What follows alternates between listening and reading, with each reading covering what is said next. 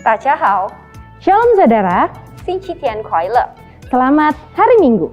欢迎来到 GBI Bintaro House of Shalom 线上崇拜。 Selamat datang di ibadah online GBI Bintaro House of Shalom. Saya percaya kita semua pasti sangat-sangat excited untuk beribadah hari ini. Pasti dong, walaupun ada yang sudah bisa beribadah onsite, tapi kami percaya kita semua yang masih beribadah online pasti akan tetap merasakan hadirat Tuhan. Amin. Dimanapun kita berada, saudara, ketika kita menaikkan pujian dan penyembahan untuk Tuhan, itu akan menjadi dupa yang harum di hadapan Tuhan. Nah, sebentar lagi ibadah akan dimulai. Mari pastikan kita semua sudah dalam posisi dan sikap terbaik untuk menyembah Tuhan. Sebelumnya, mari sama-sama kita berdoa. Allah Bapa yang baik, terima kasih untuk hari ini Bapak. Kami sekarang siap Tuhan untuk memasuki pujian dan penyembahan dan ibadah online bagimu ya Bapak. Tuhan, Kau berkati kami, sucikan dan kuduskan hati kami supaya kami layak Tuhan masuk ke dalam hadirat-Mu. Di dalam nama Tuhan Yesus kami siap beribadah. Haleluya. Amin. Selamat beribadah. Syukurlah kepada Tuhan sebab Ia baik, bahwasannya untuk selama-lamanya kasih setianya. Amin. Amin.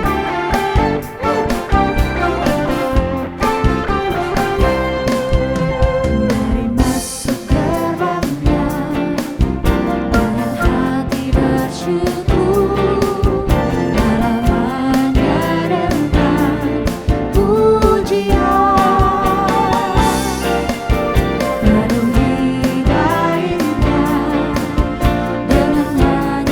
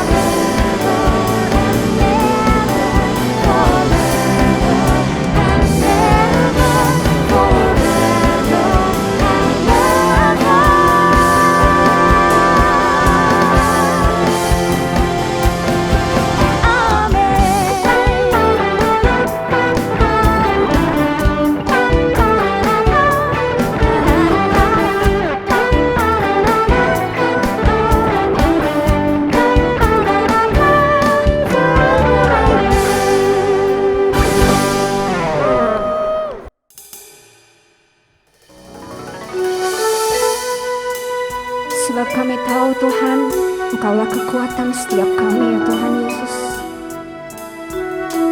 Kau yang sanggup melakukan segala perkara yang besar Tuhan.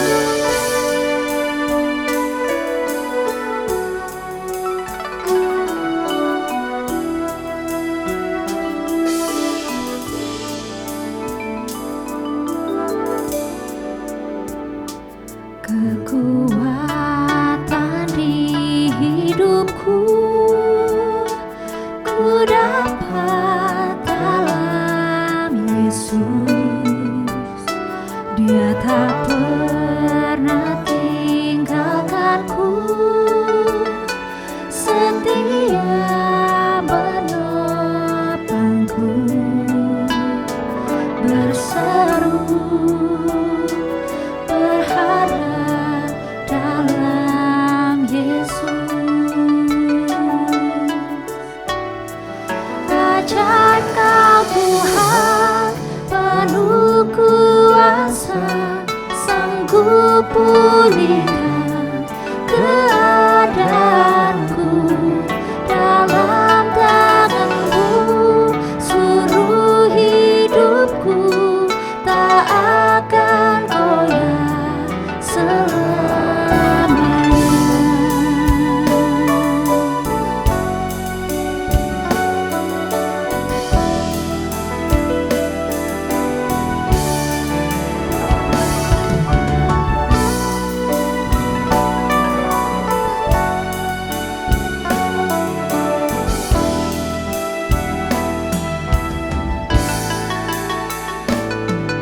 Kekuatan di hidupku ku dapat dalam Yesus. Dia tak pernah tinggalkanku, setia menopangku, berseru berharap dalam Yesus. Ajaib Kau Tuhan, penuh kuasa, sanggup pulihkan keadaanku. Dalam tangan-Mu seluruh hidupku tak akan goyah selamanya. Ajaib Kau Tuhan, penuh kuasa, sanggup pulihkan keadaanku. Dalam tangan-Mu seluruh hidupku tak akan goyah selamanya.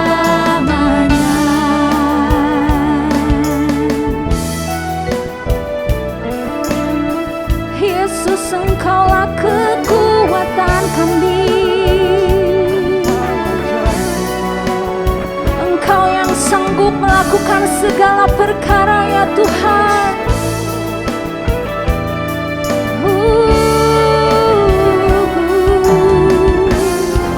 Ajaib Kau Tuhan, penuh kuasa, sanggup pulihkan keadaanku. Dalam tangan-Mu seluruh hidupku tak akan goyah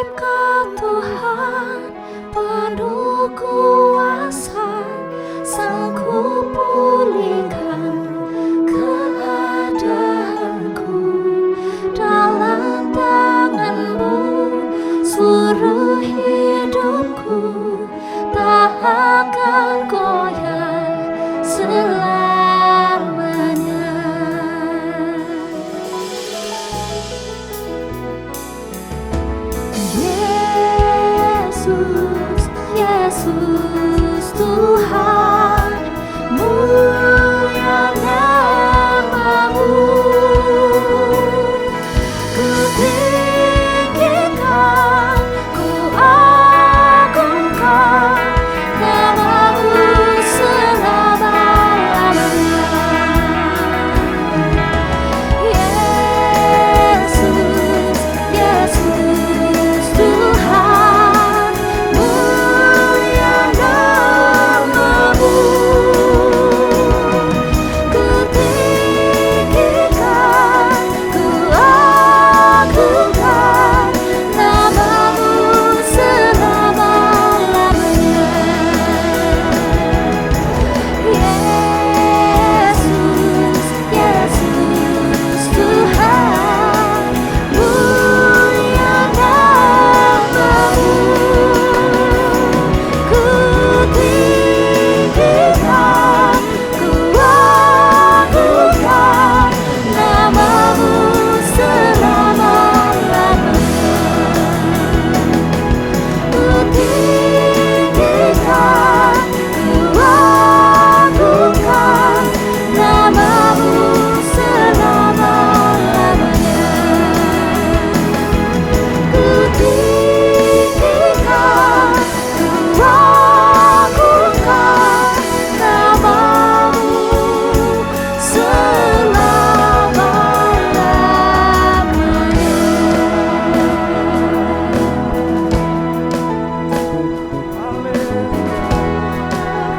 Engkau dahsyat, Engkau ajaib Tuhan, Engkau luar biasa.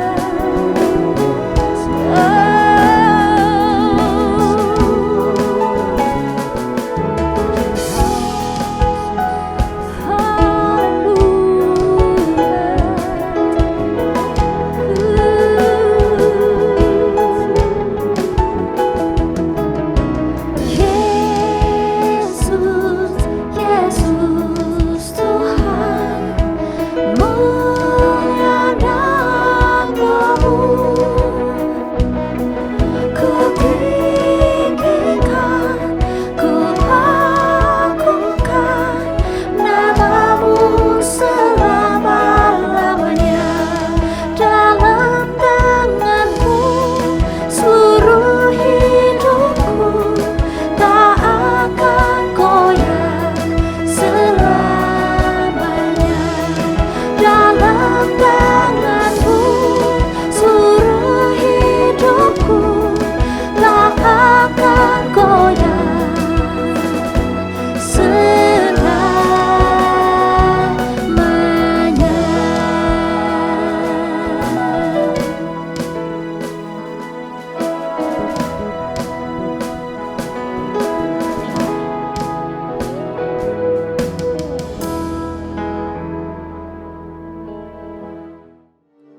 Shalom, selamat pagi Bapak Ibu Saudara yang dikasihi Tuhan.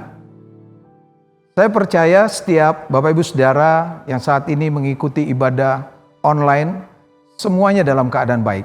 Amin, Bapak Ibu Saudara. Dan pagi ini mari siapkan hati kita buka hati kita untuk mendengar kebenaran firman Tuhan. Saya mau ajak Bapak Ibu Saudara, sebelum kita masuk untuk mendengarkan firman Tuhan, saya mau ajak kita berdoa. Izinkan Roh Allah menjamah kita. Bapa, kami mengucap syukur kepadamu. Terima kasih kalau sampai hari ini Engkau menyertai kami. Terima kasih buat semua perbuatan Tuhan dalam hidup kami. Dan pagi ini kami rindu Engkau memberkati kami lewat kebenaran firman Tuhan. Tuhan, hamba berdoa biar pengurapan Tuhan turun atas kami, sehingga firman yang kami dengar itu mengubah setiap kami. Terima kasih Bapa. Di dalam nama Tuhan Yesus. Amin. Puji Tuhan, saudara, kita sudah bisa melewati tahun-tahun yang lalu sampai hari ini kita ada sebagaimana kita ada hari ini. Bapak Ibu Saudara yang dikasihi Tuhan, tema khotbah pagi hari ini adalah kita spesial di hadapan Tuhan. Nah, Bapak Ibu Saudara, mari buka Alkitab setiap kita yang ada di rumah atau dimanapun. Saya akan bacakan dari 1 Petrus 2 ayat yang ke-9. Tetapi kamulah bangsa yang terpilih, imamat yang rajani, bangsa yang kudus, umat kepunyaan Allah sendiri. Supaya kamu memberitakan perbuatan-perbuatan yang besar dari Dia yang telah memanggil kamu keluar dari kegelapan kepada terangnya yang ajaib. Nah, Bapak Ibu Saudara yang dikasihi Tuhan, mari perhatikan firman Tuhan ini. Dia berkata bahwa saudara dan saya adalah orang yang terpilih, imamat yang rajani, bangsa yang kudus. Dan firman Tuhan berkata, saudara dan saya adalah umat kepunyaan Allah sendiri. Wow. Saudara, ada banyak orang di dunia ini kalau lihat figur gitu ya, orang terkenal, pengen cepet-cepet foto bareng, ya, supaya ya kelihatan bahwa wah, gua ini oke gitu ya. Juga kenal dengan artis atau tokoh-tokoh terkenal. Tapi saya mau bilang hari ini saudara adalah orang yang spesial di mata Tuhan. Saudara adalah orang yang berharga di mata Tuhan. Saudara adalah miliknya Allah sendiri. Saudara nggak perlu foto sana, foto sini, lalu saudara bikin sesuatu. Saudara, identitas saudara adalah anak Allah. Saudara spesial di mata Tuhan. Tapi ada hal-hal yang kita perlu belajar sama-sama. Bukan hanya kita mengaku bahwa kita spesial, berharga di mata Tuhan. Tapi ada penugasan, ada sesuatu yang harus kita kerjakan, saudara.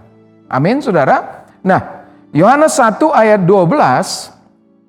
Tetapi semua orang yang menerimanya diberinya kuasa untuk menjadi anak-anak Allah. Yaitu mereka yang percaya dalam namanya. Saudara perhatikan baik-baik bahwa kita adalah orang-orang dipilih, kita adalah orang yang percaya kepada Kristus, dan kita diberi kuasa untuk menjadi anak Allah. Wow. Saudara bukan hanya sekedar dikasih identitas, tapi saudara diberi kuasa. Saudara, orang yang ngerti akan hal ini, dia sadar betul dimanapun dia berada, ada otoritas kerajaan Allah itu menyertai dia. Lalu dia nggak akan sembarangan dengan hidupnya dia.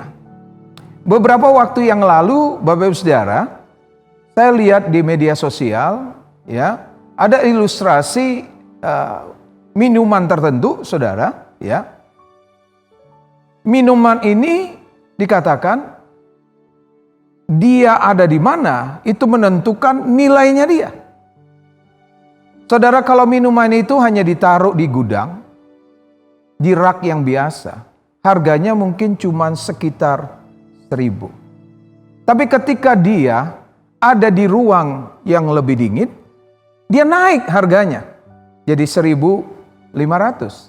Tapi ketika dia ada di restoran, di hotel yang terkenal, dengan benda yang sama, dengan minuman yang sama, tapi dia ada di tempat yang berbeda, dengan penyajian yang berbeda, ternyata nilainya bisa sampai puluhan ribu, saudara. Benda yang sama, diproduksi yang sama, tapi punya nilai yang berbeda. Saudara, saya mau bilang begini, saudara dan saya bukan hanya sekedar lahir di dunia ini, tapi setiap saudara dan saya itu punya nilai, yaitu nilai kerajaan Allah dalam diri saudara.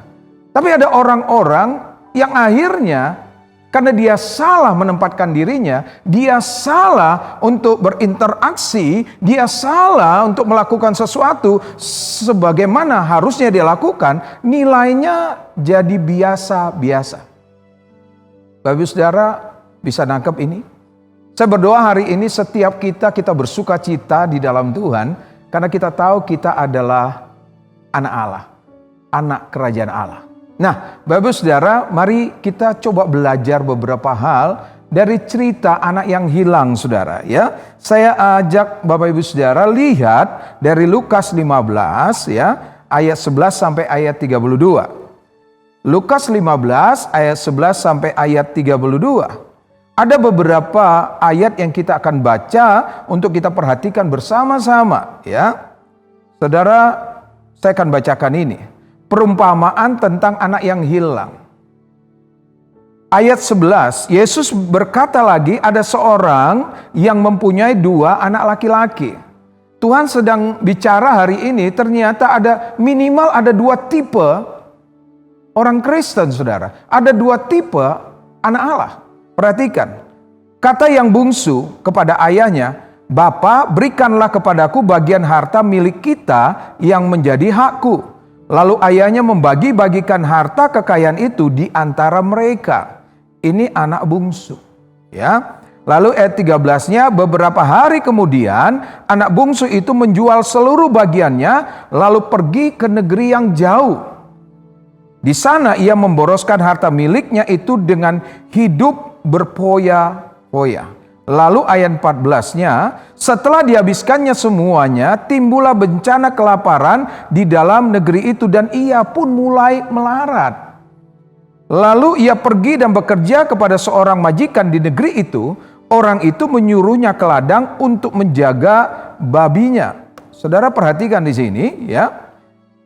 Dia pergi jauh, dia bawa harta yang begitu banyak, tapi waktu dia jauh, dia habiskan semua dan dia hidup melarat, saudara. Bahkan dia harus jadi penjaga babi.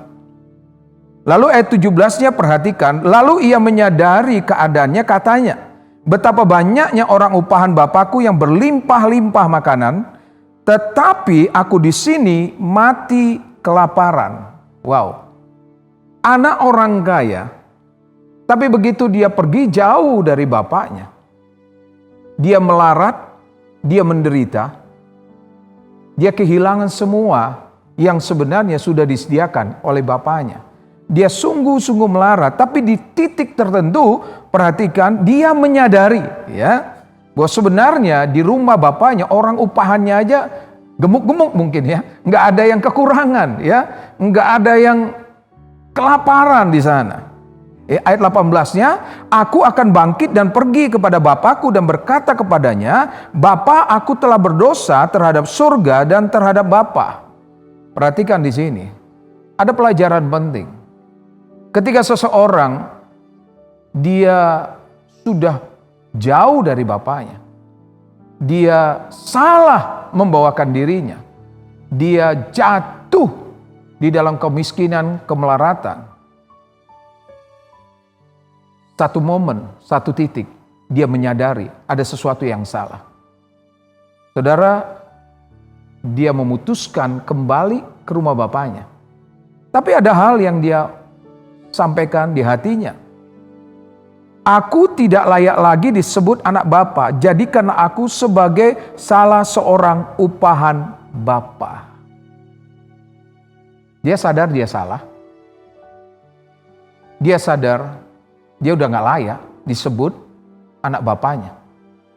Tapi hari ini kita akan belajar sama-sama bahwa saudara dan saya adalah orang yang spesial, berharga di mata Tuhan. Seperti apapun keadaan kita, Bapa di surga, dia tidak pernah berubah. Dia tetap mengasihi saudara dan saya. Mari kita perhatikan terus ayat ini. Maka bangkitlah ia dan pergi kepada bapaknya. Ketika ia masih jauh, ayahnya telah melihatnya, lalu tergeraklah hatinya oleh belas kasihan. Ayahnya itu berlari mendapatkan dia, lalu merangkul dan mencium dia. Wow. Anak bungsu ini mengambil keputusan untuk kembali kepada bapaknya. Dia nggak punya harapan lagi bahwa semua statusnya akan dipulihkan. Dia pikir balik aja jadi upahan, selesai. Tapi saya mau bilang gini, Bapak kita adalah Bapak yang setia. Tidak ada bekas anak. Tidak ada bekas bapak. Saudara dan saya tetap anak Bapa di surga. Amin. Alkitab menceritakan ketika dia kembali, bapaknya itu sudah nunggu, saudara. Dia berharap banget supaya anaknya pulang. Saya percaya bukan karena anaknya itu kasih pesan kepada bapaknya. Tapi sejak anaknya mulai jauh dari bapaknya, itu papanya, ayahnya, bapaknya, itu selalu pengen banget supaya anaknya segera pulang. Dia pengen banget supaya dekat sama anaknya. Buat dia harta itu dia bisa cari. Tapi untuk kehilangan anaknya, dia gak rela. Makanya ketika dia lihat dari jauh anaknya datang, dia lari mendapatkan anaknya, dia peluk anaknya. Artinya gini, Bapa itu tetap menerima kita apa adanya. Dan ayah itu mencium dia. Wow, saudara bisa bayangkan penjaga babi. Pasti baunya luar biasa, saudara. Karena ini zaman dulu, saudara, ya. Dia datang, dia rangkul anaknya, dan dia cium anaknya. Dia tetap bapa yang baik. Lalu ayat 21 kata anak itu kepadanya, "Bapa, aku telah berdosa terhadap surga dan terhadap Bapa. Aku tidak layak lagi disebut anak Bapa." Tetapi ayah itu berkata kepada hamba-hambanya, "Lekaslah, bawa kemari jubah yang terbaik, pakaikanlah itu kepadanya dan kenakanlah cincin kepada jarinya dan sepatu kepada kakinya." Ada 3 hal yang diberikan oleh bapaknya ketika anaknya kembali. Dikembalikan jubah yang terbaik, jubah anak raja, lalu diberikan cincin. Saudara, ini bicara tentang ikatan janji. Lalu diberikan sepatu, ini bicara tentang otoritas, statusnya, ikatan, semua hak-haknya dipulihkan kembali. Padahal dia sudah melakukan hal yang sebenarnya itu menyakitkan hati bapaknya. Dia minta warisan sebelum waktunya. Dan warisan itu dia habiskan, dia foya-foya. Dia tidak menghargai apa yang bapaknya beri. Tapi saya mau bilang, ketika anaknya balik, anaknya tetap diterima sebagai anak. Diberikan jubah, cincin, dan kasut. Ini kabar sukacita buat kita semua. Mungkin tahun-tahun yang lalu, ada banyak hal kita. Karena begitu banyak tekanan yang kita hadapi. Ada begitu banyak hal yang membuat kita goyah. Bahkan kita mulai gak percaya sama Tuhan. Tapi hari ini saudara yang ada dimanapun kau berada hari ini, cepat balik sama Tuhan. Dia Bapa yang baik. Dia tetap menerima engkau apa adanya. Ada amin? Nah, dia bikin pesta yang besar. Tapi perhatikan ayat 25.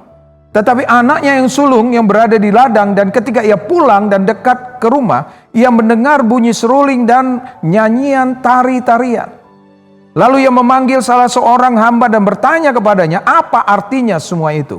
Jawab hamba itu, "Adikmu telah kembali dan ayahmu telah menyembelih anak lembu tambun karena ia mendapatkan kembali dengan sehat." Perhatikan ayat 28. Maka marahlah anak sulung itu dan ia tidak mau masuk. Lalu ayahnya keluar dan berbicara dengan dia. Tetapi ia menjawab ayahnya, katanya, "Telah bertahun-tahun aku melayani Bapa dan belum pernah aku melanggar perintah Bapa, tetapi kepadaku belum pernah Bapa memberikan seekor anak kambing untuk bersukacita dengan sahabat-sahabatku." Wow. Saudara lihat, anak sulung ini kerja sungguh-sungguh. Nggak ada perintah yang dilanggar. Apa yang disuruh papanya dia lakukan. Dia kerja giat. Tapi dia merasa ini gak fair, papanya pilih kasih. Karena anak yang sudah menghabiskan semua harta papanya, itu pulang dibikin pesta. Ini kata kunci saudara, perhatikan baik-baik. Ayat 31. Kata ayahnya kepadanya, "Anakku, engkau telah bersama-sama dengan aku, dan segala kepunyaanku adalah kepunyaanmu. Dan kita patut bersukacita dan bergembira karena adikmu telah mati dan menjadi hidup kembali. Ia telah hilang dan didapat kembali." Bapak Ibu Saudara yang dikasihi Tuhan, ternyata saudara, tanpa kita sadari bahwa ada 2 tipe orang Kristen. Yang pertama modelnya kayak anak bungsu saudara. Karena dia merasa disayang oleh papanya. Dia tidak lagi menaruh hormat dan menempatkan papanya sebagai papa, sebagai pemilik atas semua yang dia nikmati. Sehingga dia dengan sengaja, dia minta semua apa yang menjadi haknya. Karena dia tahu papanya sayang sama dia. Tapi dia salah menempatkan itu. Lalu yang kedua, anak sulung ini taat banget. Dia kerja sungguh-sungguh. Tapi dia merasa dia gak diperlakukan dengan adil. Coba cek saudara. Mungkin ada di antara kita yang seperti itu. Kok enak ya orang-orang itu sembarangan hidup, tapi kayaknya hidupnya enak-enak aja. Kayaknya diberkati oleh Tuhan, tetap disertai oleh Tuhan. Loh, saya udah jadi hamba Tuhan, full timer mungkin kalau yang di gereja. Saudara nggak pernah langgar perintah Tuhan, saudara tetap ibadah, mengembalikan perpuluhan, kasih kolekte, ada banyak hal. Tapi sepertinya Hidup saudara biasa-biasa aja, nggak diberkati. Kok kayaknya lebih enak yang seperti itu. Tapi hari ini Tuhan berkata lewat firman Tuhan, segala yang aku punya itu kau punya. Cuman apa yang salah di sini? Sehingga seolah-olah kita nggak diberkati Tuhan, kita nggak disayang oleh Tuhan. Sepertinya Tuhan lebih sayang sama orang-orang yang hidupnya sembarangan. Saudara, minimal ada dua hal penting yang kita perlu belajar dari cerita ini. Kenapa ada dua tipe yang seperti ini? Yang ini terlalu menggampangkan, yang ini terlalu takut dengan papanya. Sepertinya oke-oke aja. Tapi mari kita lihat. Kenapa terjadi seperti ini? Ada dua hal penting kalau kita mau lihat di sini. Yang pertama, saudara, kesalahan yang pertama yang sering kali terjadi dalam kehidupan anak-anak Tuhan. Yang pertama adalah karena dia tidak mengenal statusnya dengan benar. Dia hanya tahu, ya saya percaya Yesus. Saya orang Kristen. Tapi seringkali dia lupa statusnya. Bukan hanya sebagai orang Kristen, pengikut Kristus. Tapi saudara dan saya adalah anak Allah. Saudara, anak itu, ciri anak, dia selalu pengen dekat dengan bapaknya. Dia dekat dengan bapaknya. Dia selalu pengen dengar cerita dari bapaknya. Dia nggak kepengen jauh dari bapaknya. Tapi jangan lupa bahwa dia adalah papa yang harus dihormati. Dia bukan hanya sekedar pribadi yang menyediakan berkat. Tapi dia adalah Allah yang harus kita hormati. Kita juga nggak boleh sembarangan dengan dia. Mungkin seolah-olah kita udah dekat dengan Tuhan. Tapi dalam tindakan keseharian kita, seringkali kita ngegampangi semua hal. Oh, Bapak sayang, saudara dan saya disayang oleh Tuhan. Tetap dia berkati saudara. Tapi ingat, karena kita kurang pengenalan akan dia, akhirnya ujung dari perjalanan justru kita mengalami hal-hal yang buruk dalam hidup kita. Anak yang bungsu, tapi anak yang sulung. Wah, dia begitu takut, menghormati. Tapi dia nggak punya hubungan relasi yang dekat dengan bapaknya. Dia menempatkan dirinya seperti seorang karyawan terhadap tuannya. Dia lupa bahwa dia anak. Saya mau bilang gini hari ini, buat kita semua. Apa yang Bapak punya, itu kita bisa nikmati.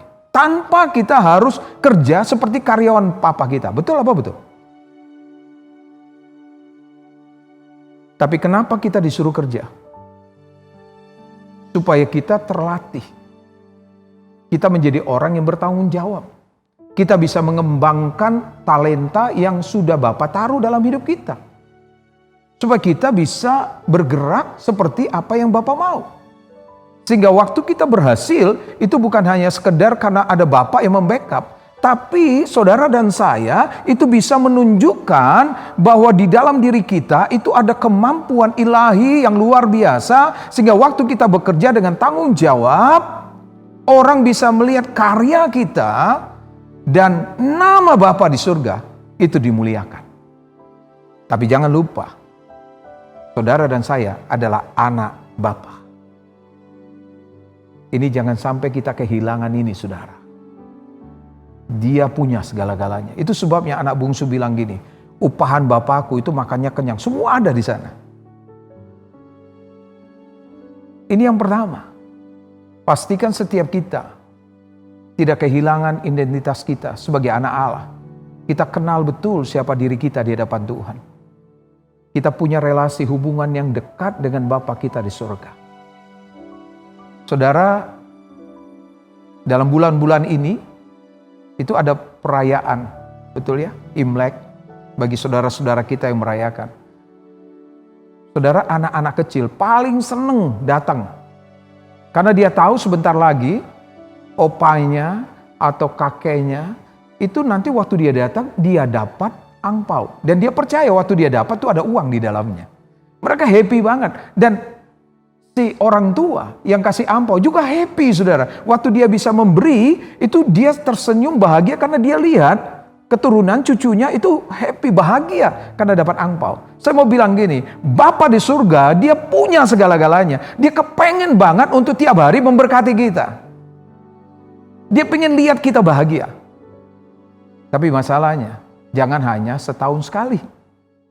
Tapi biarlah setiap waktu dalam hidup kita terus membangun hubungan yang baik dengan Bapa kita di surga.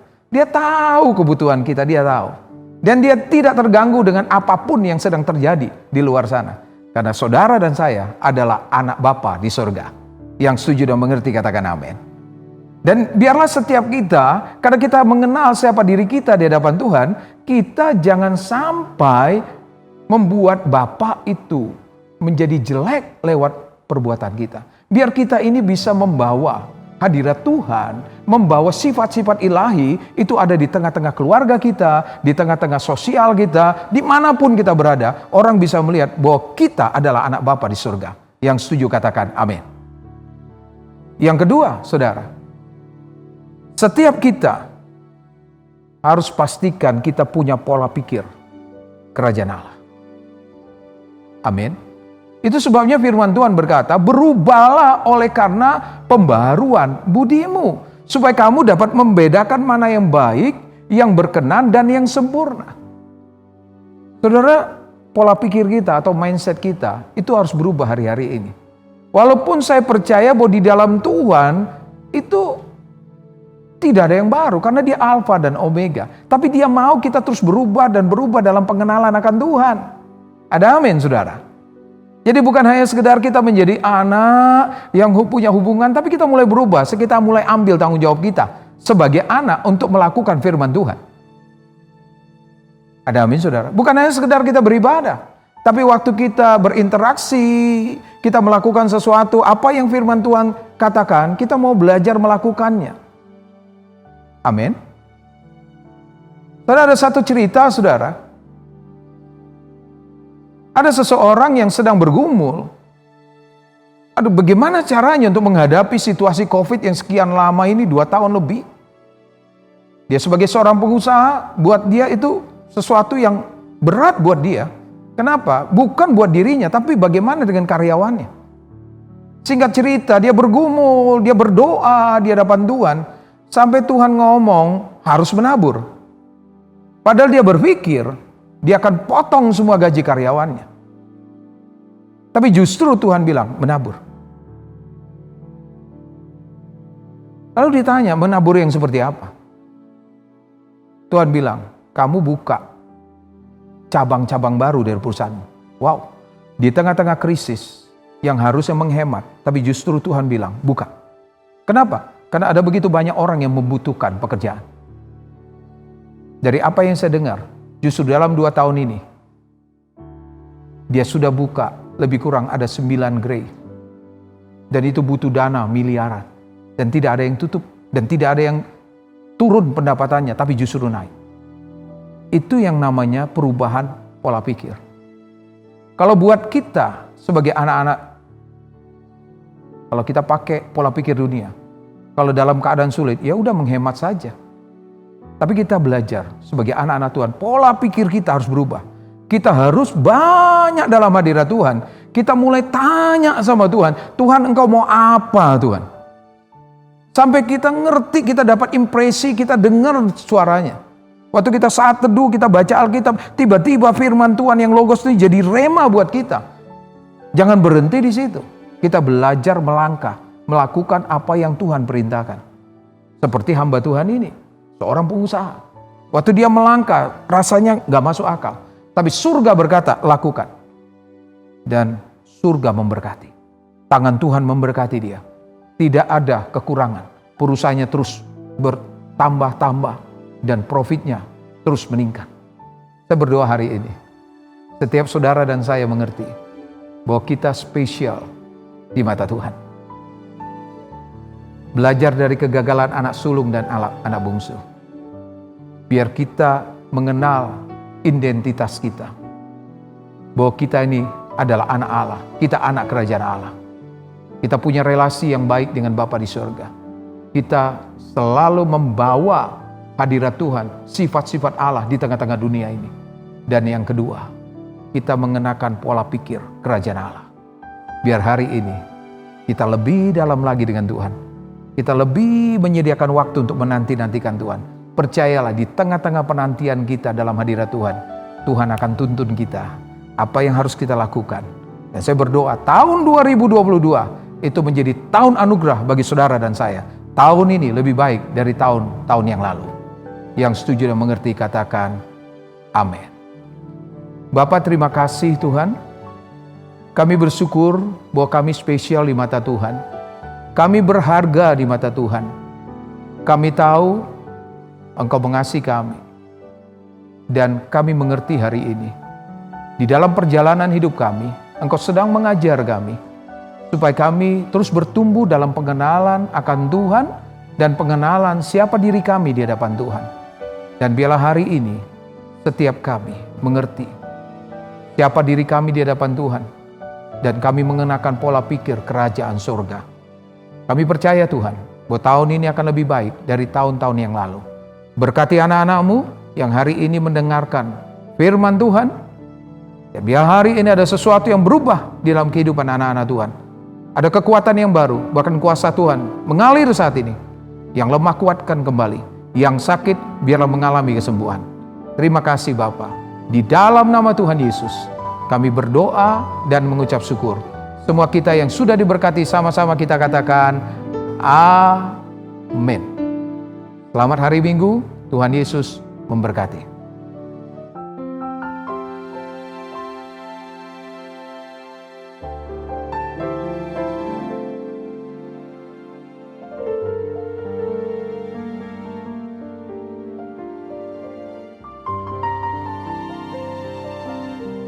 Mazmur 91, dalam lindungan Allah.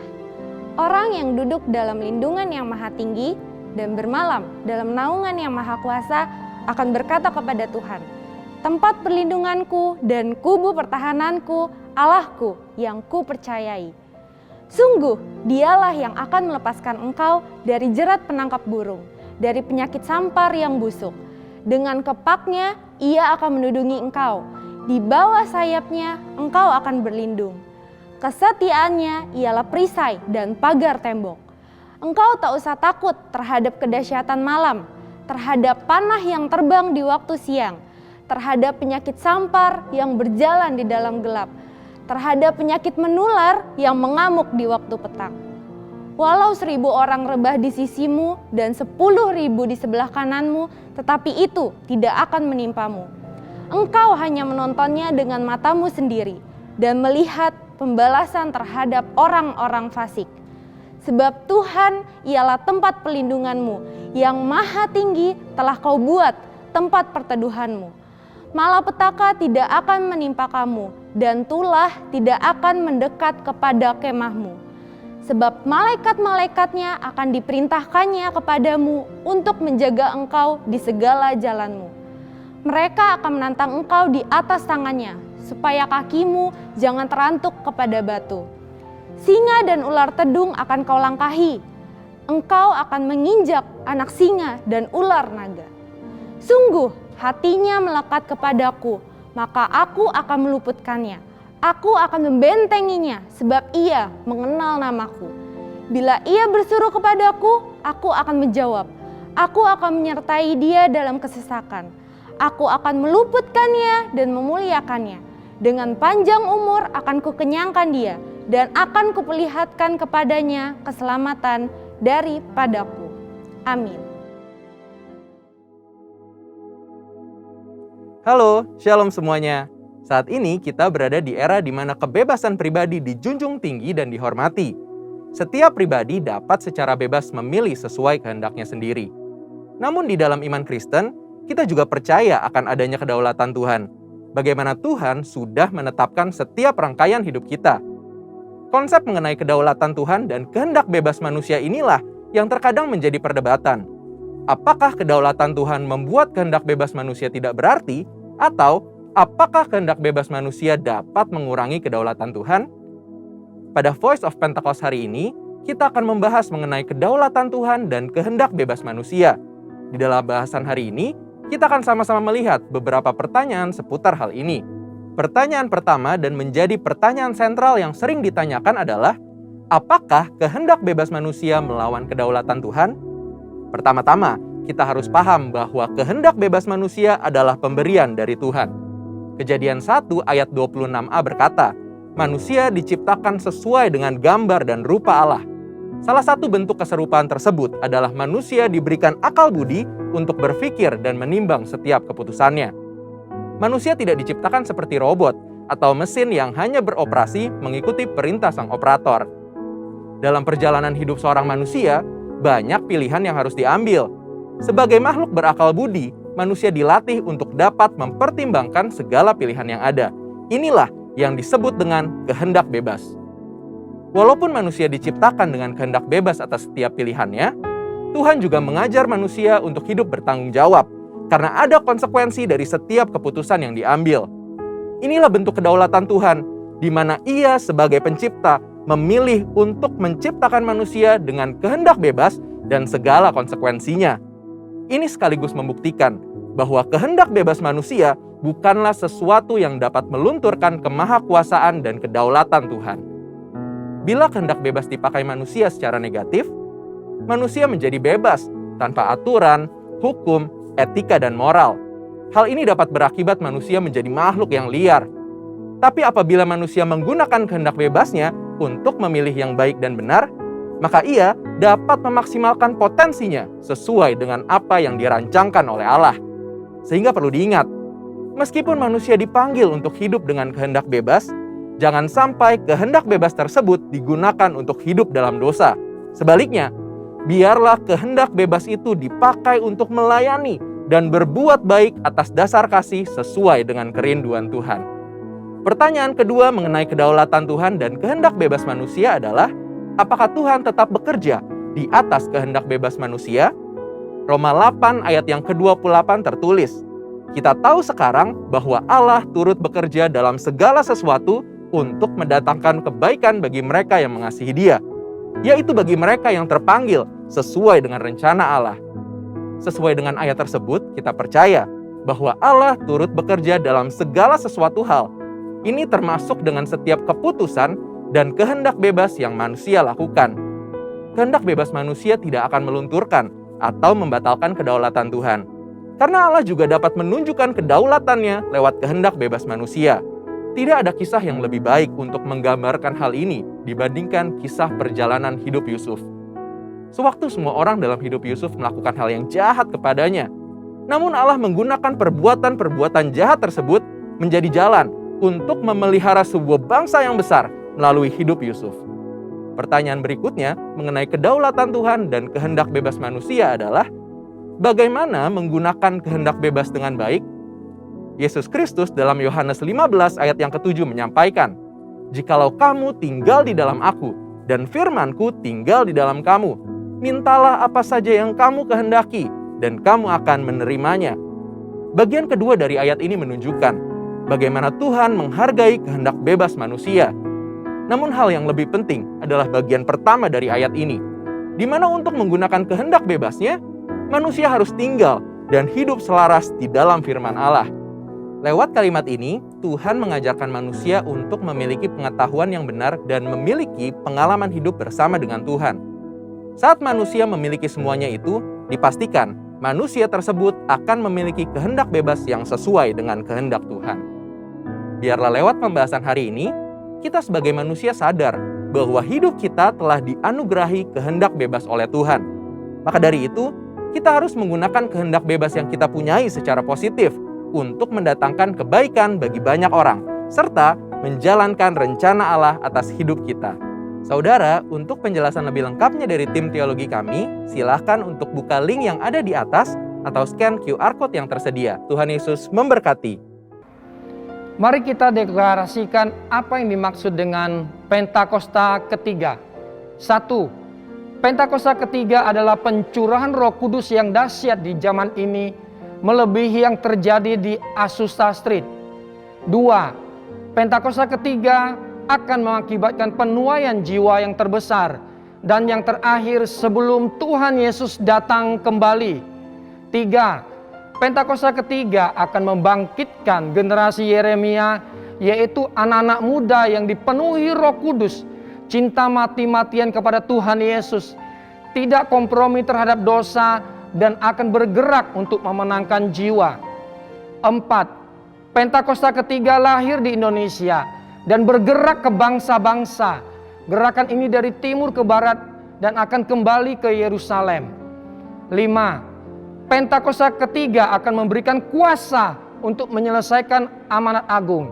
Dan setelah itu Tuhan Yesus datang kembali.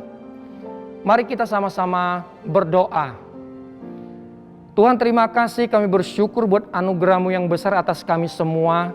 Terima kasih buat hari ini Tuhan, semua karena kebaikan Tuhan. Saat ini kami berdoa buat semua jemaat Tuhan. Kiranya Tuhan yang berkati, Tuhan yang pelihara kami semua Tuhan.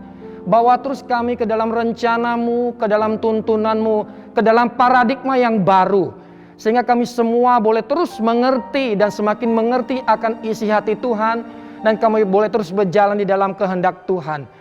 Kami berdoa untuk hamba Tuhan yang membawakan firman Tuhan. Kiranya Tuhan yang berkati, urapi, pakai dengan dahsyat. Kami berdoa untuk Gembala Sidang Bapak Pendeta Dr. Insinyur Niko Nyoto Raharjo dan keempat wakilnya Tuhan. Untuk Karayon 1E dan para wakil gembala di Rayun 1E, semua staf penggembalaan GBI Bintaro host, kami berdoa kiranya Tuhan yang berkati para pemimpin gereja kami Tuhan, para pemimpin rohani kami, kiranya Tuhan berikan kesehatan, Tuhan berikan hikmat, sebagaimana Engkau memberkati Salomo, sehingga kami boleh mengerti akan isi hati Tuhan. Berkati juga seluruh gembala kul ya Tuhan. Kami percaya pakai kami semua untuk kemuliaan nama Tuhan. Kami berdoa untuk Indonesia ya Bapa. Kami percaya bahwa bangsa kami Indonesia ada di hati Tuhan. Indonesia ada di pikiran Tuhan. Biar hari ini Tuhan merawat Indonesia. Berkati Indonesia. Bangkitkan Indonesia. Pakai Indonesia menjadi berkat bagi bangsa-bangsa.